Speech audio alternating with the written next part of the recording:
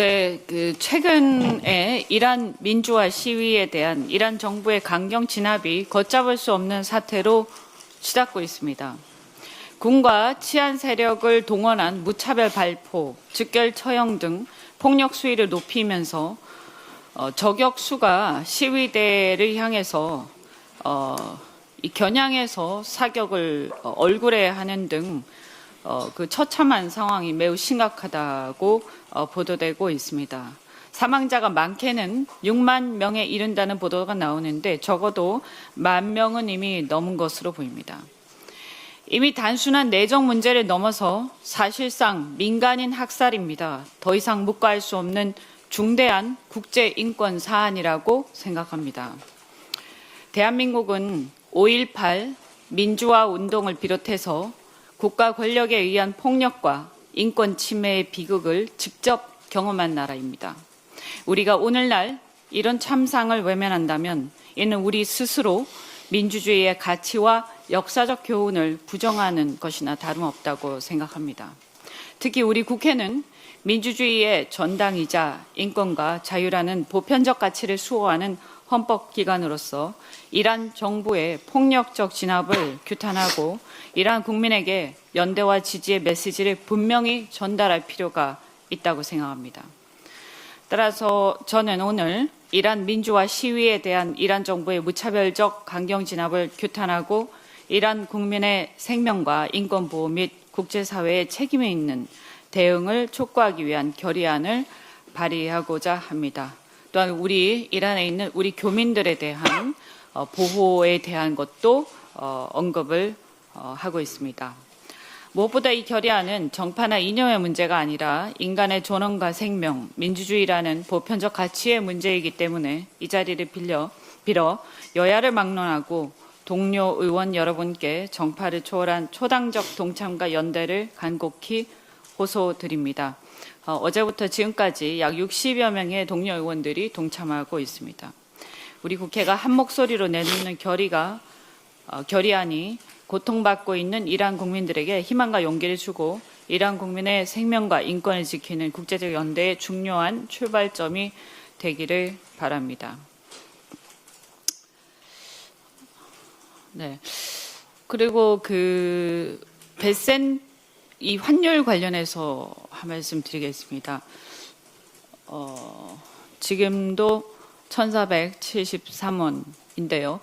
다소 안정되는 듯 하다가 다시 좀 불안정해지고 있는 중입니다. 이 환율이 왜 중요하냐? 환율이 높아지면 수출 경쟁력이 높아지는 좋은 점은 물론 있습니다. 하지만 지나치게 계속 올라갈 경우에는 수입 물가와 원자재 물가가 상승하면서 서민들의 민생고가 심각해지고 특히 자산 수익률이 노동 수익률보다 계속 커지면서 양극화가 심각해지는 요인이 되는 것입니다. 그래서 이 환율 관리를 안 할 수가 없는데요. 최근에 미 베센트 재무장관의 구두 개입으로 환율이 좀 안정이 됐다가 어제 한은에서 금리 동결한 후에 다시 불안정해졌습니다. 환율 안정화 위해서 한미 간 금리 격차를 좁혀 나가야 되는 거기 때문에 한국의 기준금리를 당분간 미국의 인하 기조와 달리 동결하는 것은 불가피한 것입니다. 그런데 문제는 그러면 왜 이게 불안정해지느냐? 이창용 한은 총재의 발언이 문제였습니다. 통화량 증가가 환율 상승 요인이 아니라고 강변을 하면서 아무 문제가 없다. 계속 이렇게 노답의 발언을 하면서 시장으로 하여금 아무 대책이 없구나. 그러면 앞으로도 나아지지 않겠구나. 이런 생각을 하게 하는 것입니다. 이건 매우 심각한 문제라고 생각합니다. 제가 여러 번 이 자리에서 이창용 한 총재에 대한 문제의식을 말씀을 드렸는데 지금 이거는 이제 도가 지나치고 있다. 이대로 묵과할 수 없는 상황이 돼가고 있다고 판단해서 한 번 더 말씀드립니다. 문제는 진단이 잘못되면 대책도 잘못되는 것입니다. 2022년 초 이창용 한은 총재 취임 이후에 환율이 급등한 것은 사실입니다. 이창용 한은 총재는 서학개미 등 남 탓을 그만하고 대책을 내놔야 할 것입니다. 베센트 장관의 구두 개입으로 1% 인하됐지만 그 환율이 안정이 되자마자 이창용 총재의 헛소리, 노답으로 시장이 화난 거 아니겠습니까? 환율 불안정 요인은 하나만으로 단정할 수 없습니다. 통화량 증가 또는 외환의 순유출 모두 해당될 수 있는 것인데 극구 통화량 증가는 요인이 아니다. 이렇게 하면 어떻게 이 상황이 개선될 수 있겠습니까? 환율이란 통화가치의 상대평가입니다. 통화가치의 상대평가. 한미 간의 통화량 증가율 격차가 분명히 우리가 그래프 등을 보면 이창용 총재 취임 이후 벌어진 것도 엄연한 사실입니다. 그러면 통화가치의 상대평가가 어떻게 되겠습니까? 당연히 환율 상승으로 이어질 수밖에 없는, 그리고 그것이 이 통화량 증가가 요인이다라고 얘기할 수밖에 없습니다. 그래서 원화 통화 가치가 상대적으로 낮아지면 환율이 올라가는 거 아닙니까? M2의 정의를 하느니 지금 와서 바꾼다고 뭐가 달라지는지 묻고 싶습니다. 하는 총재가 환율 급등에 노답 발언을 하니까 시장이 통화량 증가에 대해서 전혀 고려하지 않겠구나 이러면서 회의적 반응을 지금 보이고 있는 것입니다.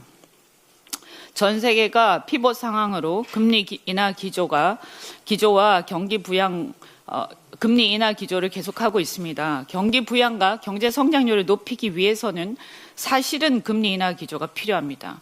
그러나 우리 한국은 환율 때문에 이 금리 인하도 하기 어렵고 경기 부양을 하기도 어려운 상황입니다.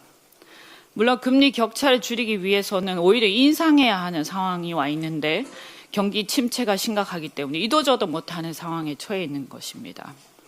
그래서 이 부분에 대해서는 분명히 이 하는 총재 이 수급에서만 찾을 게 아니라 그러니까 외환 공급, 그러니까 소확겜이나 이런 부분 또 국민연금 수합 이런 것만 얘기할 게 아니라 구조적 요인도 검토해서 대응을 해야 합니다.